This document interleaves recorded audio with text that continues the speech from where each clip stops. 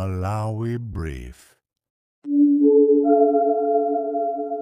Tikulandire nomvera kulikonse komwe muli madzulo ano tsopano ndi nthawi ya nkhani madzulo pa MBC za lero pa 13 July 2026.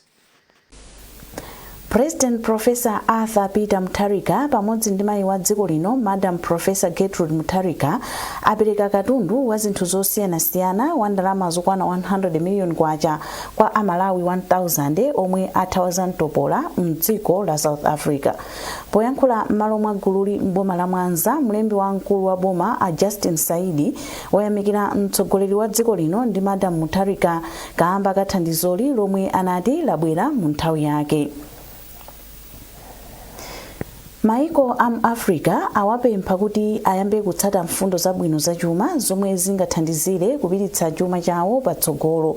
Mmodzi wa akuluakulu a bungwe la International Monetary Fund IMF m'maiko Africa Zeina Zeidane wanena izi pamapeto a msonkhano wa bungweli wa m'maiko amuno mu Africa ku Bangu mdziko la Gambia komwe nduna ya zachuma ya dziko lino a Joseph Mwanamveka anali nawo. Simon Shumba wadzanisa mbiri mu ripoti ili. Aziden ati nthawi yakwana tsopano yoti maiko amuno mu Africa akhazikitse mfundo zabwino zachuma zomwe zithandiza kwambiri nzika zawo makamaka posintha miyoyo yawo. Iwo ati ndalama zomwe bungwe la IMF limapereka ku maiko amu Africa zizitenga gawo lalikulu pokweza chuma komanso kuchepetsa ziphinjo zomwe maikowa amakumana nawo pofuna kukweza ntchito za chuma. Nduna za chuma a Joseph Mwanamveka omwe anali nawo pa mkumanowu anatengerapo mwayi opempha bungwe la IMF kuti lithandize dziko la Malawi pa ntchito zake za chuma kudzera ku ndondomeko ya Extended Credit Facility ECF. Ndipo bungwe la IMF layamikira dziko la Malawi kamba kuyesetsa potsata bwino mfundo zina za chuma. Ndipo Azidane atsimikizira dziko la Malawi kuti zokambirana zomwe zakhala zikuchitika pa ndondomeko ya ECF zinali za phindu kwambiri. Pakadali pano Mwanamveka ayamikira bungwe la IMF kamba kuonetsa chidwi chofuna kuthandiza dziko la Malawi pa chuma. Msonkhano wa bungwe la IMF omwe amautcha 2026 IMF African Caucus unabweretsa pamodzi nduna za chuma za mu Africa ndi akuluakulu ena ndipo unali okambirana mmene maikowa angakwezere chuma chawo. Simon Shumba, MBC, Blantyre. Akuluakulu a boma m'maiko a SADC akukambirana momwe angapititsire patsogolo mtendere komanso kuunika momwe zisankho zikuyendera m'maikowa. Mlembi wamkulu mu nduna oona za ubale wa dziko lino ndi maiko ena a Chance Simwaka auza MBC kuti uwu ndi mwayi oti maiko alimbikitse umodzi pomwe pali mavuto osiyanasiyana m'maiko ena a mchigawochi. Asimwaka anena izi kusalima pa msonkhano wa akuluakulu a boma a bungwe la SADC pokonzekera msonkhano wa komiti ya nduna yoona za chitetezo mchigawo chakumwera kwa Africa omwe uchitike sabata ino. Austin Fukula ali ndi zambiri mu ripoti ili. Asimwaka omwe ndi wapampando wa akuluakulu a mabomawa ochokera mu SADC ati akamaliza zokambirana zawo apereka ziganizo zawo ku komiti ya nduna yoona za chitetezo ya bungwe la SADC zomwe azakambirane lachinayi likudzali. Iwo ati nkhanizi ndi monga za chitetezo za chisankho ndi mavuto ena omwe akukhudza maikowa. Anapanga ziganizo zoti tiyenda motani kuno ku SADC.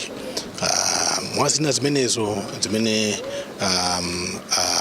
akuluakulu amboma zinakambirana kuti sopano nduna zonse za mu SADC zikumana kuti zione kuti tiyenda motani kuti amenepo mapresident onse a mu SADC akumananso Augustino kuti akambirane pa nkhani zikuluzikulu za chitetezo kudera kwathu kuno kwa SADC.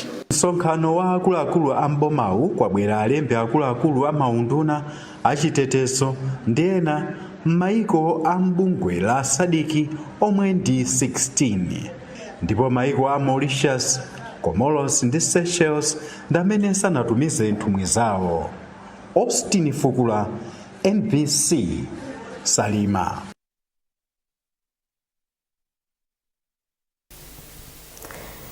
dziko la Malawi lichititsa msonkhano waukulu wa maiko amuno mu Africa okambirana njira zosamalira ndi kuthandiza anthu omwe ali ndi ulumali kuphatikizapo ana.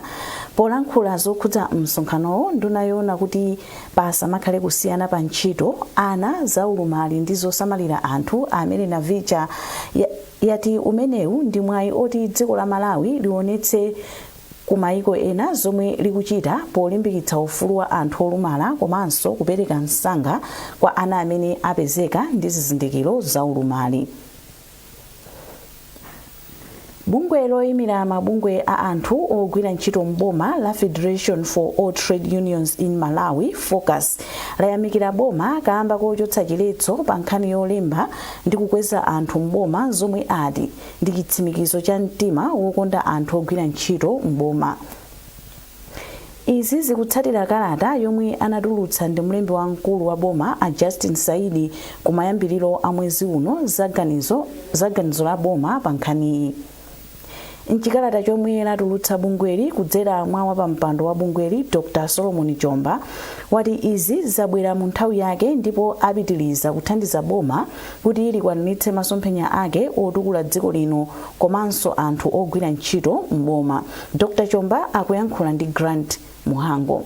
Ndeboma tikuthokoza kwambiri boma lamva zimenezo pempho lathu meti timapempha ndife ndikuthokoza kwambiri pempho lathu lokuti mene boma lapangira ganizo limene pasapezeke ena akambelembere pasapezeke ena ombweresa sichinyengo pasapezeke ena amene akuzotenga njira zina zake zosakhala bwino tigwire limodzi ndi boma tiyandisire boma pa nkhani ya chitukuko cha dziko lino usati kulimbana ndi boma koma tigwire limodzi ngati pali zonse tiyauza boma kuti apa pasizili bwino tipange makuti ngati pali zabwino tiyamikire kuti apa mukuyenda bwino ndicho linga chathu ndili votsangala kwambiri ngati Fox medu tukamba za mabungwe onse amene chani nawo mabungwe ya madokotala mabungwe ya namwino mabungwe ya aphunzitsi mabungwe azaulimi mabungwe wina aliyense chifukwa Fox imira aliyense amene akugwira ntchito mu civil service tikuti dziko moto and we appreciate tikuthokoza boma pa chimenechi. Takulandiranso mu nkhani zathu. Tibwerere ku nkhani yathu yaikulu lero yomwe kuti President Professor Arthur Peter Mutharika pamodzi ndi mayi wa dziko lino Madam Professor Gertrude Mutharika apereka katundu wa zinthu zosiyanasiyana wa ndalama zokwana 100 million kwacha kwa Amalawi 1000 omwe athawa zamtopola mdziko la South Africa. Poyankhula m'malo mwa gululi m'boma la Mwanza, mlembi wamkulu wa boma a Justin Saidi wayamikira mtsogoleri wa dziko lino ndi Madam Mutharika kamba kathandizoli lomwe anati labwera mu nthawi yake. Charles Chindongo walemba ripoti ili lomwe akuwerenga ndi Arthur Chokhoto.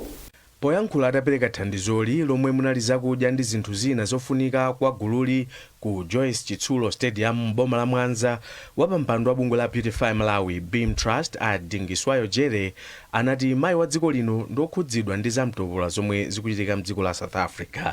Uthenga waukulu umene ukuchoka kwa mayi wa fuko Professor Gertrude Mutharika ndonena kuti anzathu takulandirani kuno kumudzi, takulandirani chakudya ndi ichi, takulandirani chofunda ndi ichi pogona, musaone ngati kuti mudakali mu ulendo ayi kuno mwafika. So uthenga waku ndonena kuti talandira anzathuwa ndifayeke thandizo labwera chonchoka kwa mayi. Poyankhula kumayambiriro, mlembi wamkulu wa boma a Justin Saidi wayamikira mtsogoleri wa dziko lino ndi amayi akwawo kamba kathandizoli pomwe chiwerengero cha anthu omwe afika mdziko muno kuchokera ku South Africa chafika pa 40,000 ndipo ena ambiri ali mnjira kubwerera kuno kumudzi.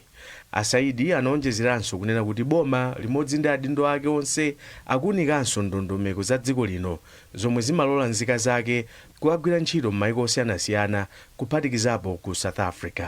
Ifetu pano a president anatipasa mwayi kuti tione kuti anthu atu achita bwanji ndipo tagwirizana nawo kuti anthu awawa ndi athu.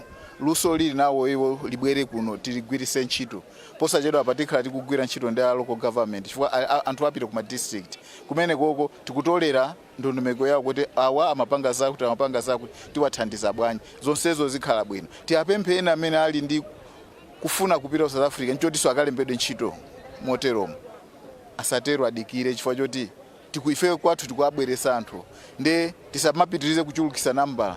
Chabwino palena tikumva kuti akupita mwina akangogula katundu azibwera koma kupita kumakayamba ntchito adikire. Pakadali pano mmodzi mwa anthu amene abwerera mdziko muno kuthawa za mtopola a Abdullah Brydon ochokera mboma la Machinga alangiza Malawi onse omwe ali ndi maganizo opita mdziko la South Africa kuti ayambe ayimakaye kudikira kuti mtendere ubwerere mdzikolo.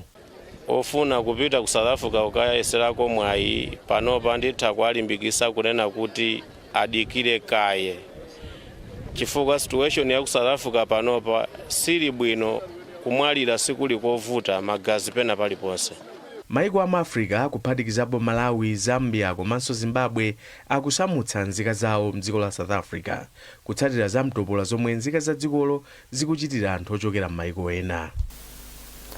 Mlembi wa munduna wa zofalitsa nkhani ndi luso la makono a Harold Msusa watsindika kufunika kosunga uthenga wa munthu wachinsinsi pa makina a intaneti zomwe ati zithandiza kutukula ntchitoyi.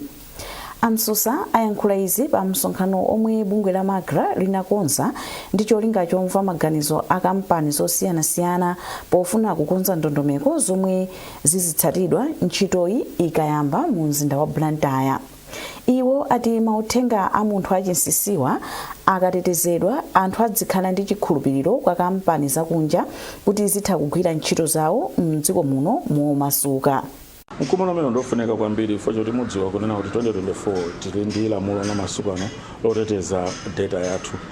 Data masuku anowa ili chimodzimodzi ngati ndalama, aliyense akufuna kukhala ndi data yabwino kuti athe kupanga process zinthu za mtsogolo mwina ma policies ndi zina zotero. Koma izi sizingachitike if ngati anthu sapanga trust. Ma business ngati sapanga trust. Ndipo funika kuti papangidwe framework nchifukwa Magra akhazikitsa framework imene under the Data Protection Authority, kuti framework imene ithe kumatha kupanga register amene akumapanga process data.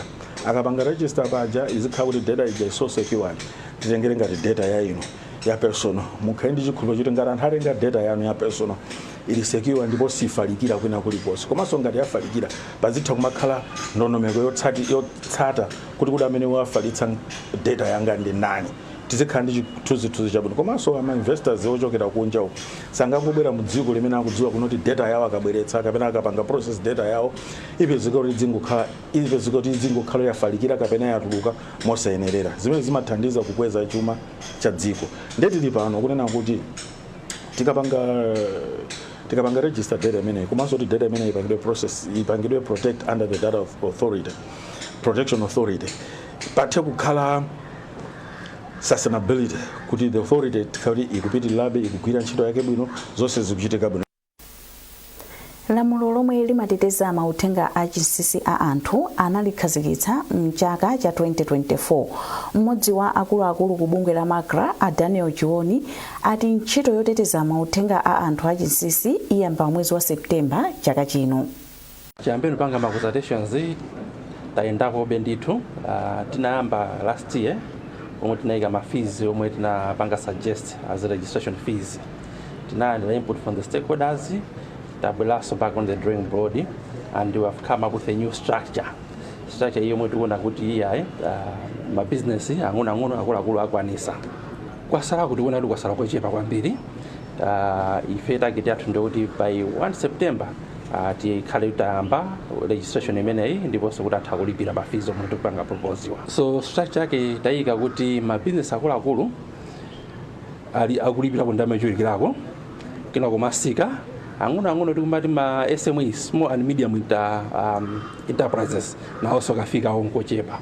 Minimum amount ndi 50,000 pa chaka, maximum amount ndi 7 million pa chaka. Bungwe la Technical Entrepreneurial and Vocation Education and Training Authority TVETA lati ukadaulo wa ntchito zamanja uli ndi kuthekera kokweza chuma cha dziko lino. Mkulu wa bungweli Elwin Sichiwola ndiye wanena izi kulilongwe pomwe amalandira thandizo la zipangizo zophunzirira kuchokera ku bungwe la World Projects Foundation la ku Netherlands. Meklina Chirwa walemba ripoti ili. Sukulu zophunzitsa luso la ntchito zamanja zimatengedwa kuti ndi zofunikira kwambiri pa ntchito yokweza chuma cha dziko lino. Kwa nthawi yayitali, sukuluzi zakhala zikukumana ndi vuto la kusowa kwa zipangizo zoyenera zophunzirira zomwe zimabwezeretsa mbuyo maphunziro. Polankhula pamwambowu Asichiwola anati zipangizozi zithandiza kuchepetsa mavuto omwe alipo komanso mbali ina kukweza maphunziro. Vuto la zipangizo lophunzitsira likadalipo choyambirira inu mukuyenera mudziwe kuti makoleji athu panopa akuphunzitsa maluso ochuluka kwambiri mwina opitirira 20 ndi nthawi zina umapezeka kuti kuli makosi ena amene tili ndi zida zokwanira koma ena magapo adakalipobe ndipo imodzi imene magapo anali alipobe ndi imene ya automobile mechanics. Chimene ife tingapange ndi kuwalimbikitsa mabungwe ena kuti apange zimene award projects akupanga zomwe tithandizira pamene boma likugula zida ativeta tikugula zida kumakagawa m'makoleji thandizo lawo limakhaso la mphamvu kwambiri fa limatithandizira kuti mwina tikwaniritse kumene tifuna kufikira mwachangu. Wachiwiri wamkulu wa sukulu yophunzitsa luso la ntchito zamanja ya Phwezi Akondwani Ng'oma ati iwo ndi okondwa kuti sukulu yawo ili nawo gulu lopindula ndi zipangizozi zomwe zipititse patsogolo maphunziro. Mawu athu ndi kuthokoza kwambiri kuma stakeholders onse kuyambira world projects activate ngakhalenso boma kuti talandira equipment imene itithandizire kwambiri kuthandiza kupereka maluso kwa achinyamata ndi asikana ma technical colleges. Sukulu 8 zomwe zipindule ndi thandizoli ndi Don Bosco, Phwezi, Salima, Sonda, Mzuzu, Matunkha, Livingstonia komanso Lilongwe. Meglina Chirwa, MBC, Lilongwe. Munkhani za masewero. Timu ya dziko lino ya mpira wa miyendo ya atsikana ya Scorchers yanyamuka lero kupita ku Morocco kukachita nawo mpikisano wa maiko amuno mu Africa wa WAFCON. Mphunzitsi wa timu iyi Love Mofazili watenga osewera okwana 23 kuphatikizapo Tabitha ndi ng'ono wake Temwa Chawinga. Mpikisanowu udzayamba pa 26 Julai mpaka pa 16 August. Malawi ili mu gulu C limodzi ndi matimu a Egypt, Zambia komanso Nigeria. Masewero oyamba a timuyi adzachitika pa 28 Julai ndi Nigeria kenako idzakumana ndi Egypt pa 1 August. Masewero omaliza a mugululi adzakhala pa 5 August ndi timu ya Zambia. Mugululi mudzachoka matimu awiri kupita ndime ya quarter final. Ndi nkhani imeneyo tafika pa mapeto pa nkhani zathu madzulo ano.